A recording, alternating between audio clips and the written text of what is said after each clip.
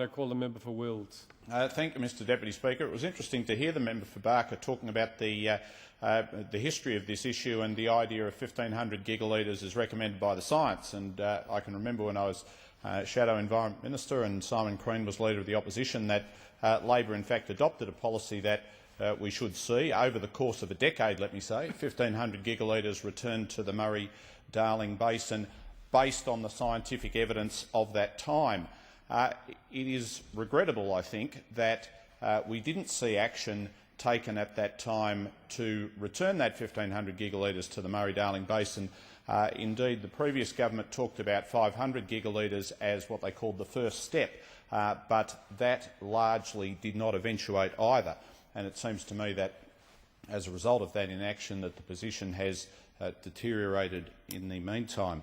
Let me also observe, Mr Deputy Speaker, at the outset that one thing that will strike anyone listening to the Murray-Darling debate is that the idea that a silver bullet to the population problems of Australia's big cities, Sydney, Melbourne and Brisbane, is to move people to rural and regional Australia is an idea that doesn't really stand up to scrutiny, because on the one hand you've got the Murray-Darling Basin Authority saying that the environment hasn't had sufficient environmental water for decades, leading to environmental decline, which now threatens the economy of the basin, the economic and social viability of many industries.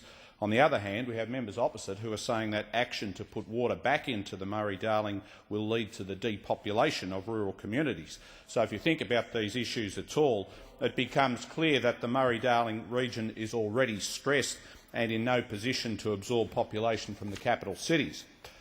Mr Deputy Speaker, nearly 40 years ago, Peter Howson, then the Environment Minister in the Liberal National Party government of William McMahon, presented a report to Cabinet about the declining health of the Murray-Darling and the need for action to protect it. 40 years. And still we have those opposite crying, it's too soon, we need more time. They always cry out for more consultation, and indeed there will be much more consultation concerning these matters, as the Minister and the Parliamentary Secretary have pointed out. But the truth is that this problem has been well known and well documented for the past 40 years, and that those opposite had an abundance of consultation during their 11.5 years in government. What we never got from those opposite was any action to protect the river system, anything to address the problem. If patriotism is the last refuge of the scoundrel, then consultation is the last refuge of the policy bereft. And those opposite have been calling for more consultation because, frankly, they've got nothing. They are clueless in this area. You had state Conservative governments creating the problem years ago, handing out licences to extract water from the Murray-Darling which were simply unsustainable, and having created this problem, they are now bereft of any way to solve it. Having no answers of their own, they run interference on the government's attempts to solve a problem which they have created. Mr Deputy Speaker, it's been said that our greatest waterway, the Murray-Darling Basin, is under immense strain.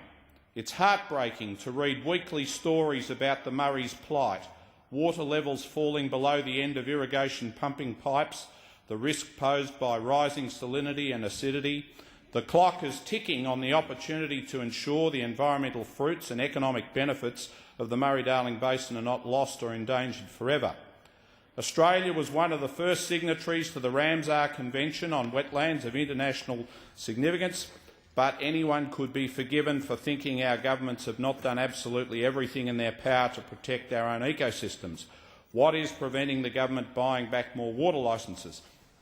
Now, Mr Deputy Speaker, I have to confess that none of those comments I've just made are original to me, though I would cheerfully associate myself with them. They are in fact statements made by the South Australian Liberal Senator, Senator Birmingham. Senator Birmingham's an intelligent man and a South Australian, and I've never come across a South Australian who wasn't acutely aware of the risks facing the Murray River. Indeed, Senator Birmingham's comments must have found favour with the opposition leader, for he is now their spokesman on the Murray-Darling. Some of his other observations, which I also commend to the House's attention, are that, quote, the upstream states are extracting more water than can rightly be defended, that increased water extractions over decades have left the Murray-Darling system critically stressed, and that the Murray-Darling needs a national plan for water use delivered by an independent national authority with the teeth to act. And, Mr Deputy Speaker, the House should also remember, when we're debating an opposition motion attacking the government for endeavouring to return water to the Murray-Darling, that the Leader of the Opposition himself, in one of his first acts as opposition leader, described the Murray-Darling as the nation's biggest environmental problem and proposed a referendum to put responsibility for the Murray-Darling in the hands of the national government.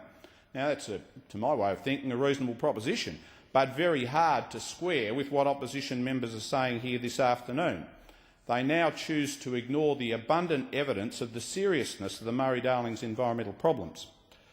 Just last summer, yet another outbreak of toxic algae crippled the health of the Murray-Darling. In towns like Yarrawonga in Victoria, people were advised to avoid contact with the river or risk gastroenteritis and eye and ear complaints.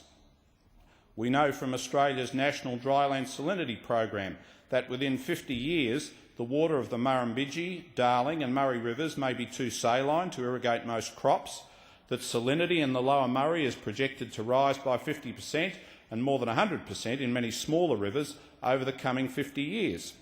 In 2001, we learned that if things go on the way they are, Adelaide's water will not meet World Health Organisation guidelines on 2 days out of 5 by 2020. I know some people think that Adelaide's water is already pretty much undrinkable. We know that 16 of the basin's 35 native fish species are now listed as threatened.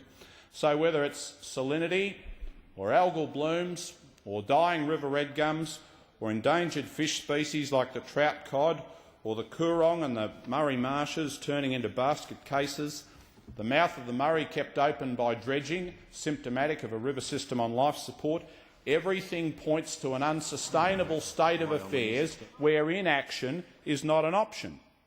And this is not just a question about the environment. A healthy river system is essential to support agriculture and drinking water.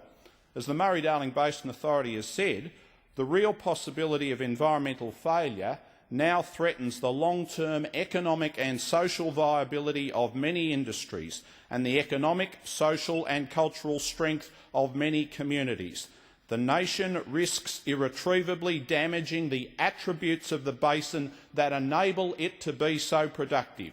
In short, we risk killing the goose that lays the golden egg. This is not a choice between irrigators and the environment. Either we protect the river or we kill the goose that lays the golden egg.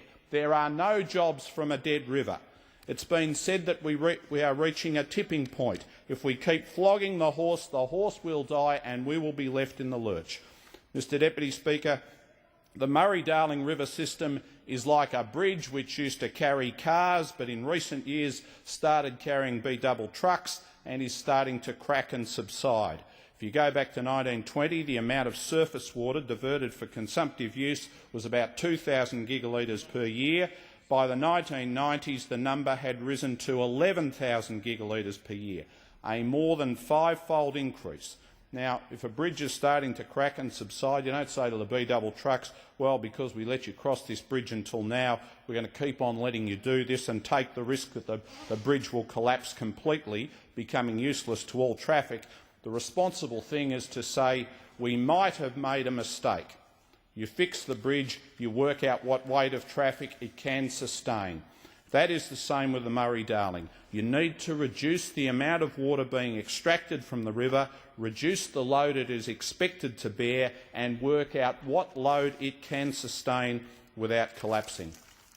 Finally, Mr Deputy Speaker, I want to say that I've listened with considerable interest to the remarks made by the member for New England, both about the issue of the Murray-Darling and about the idea of tackling climate change by storing carbon in the soil.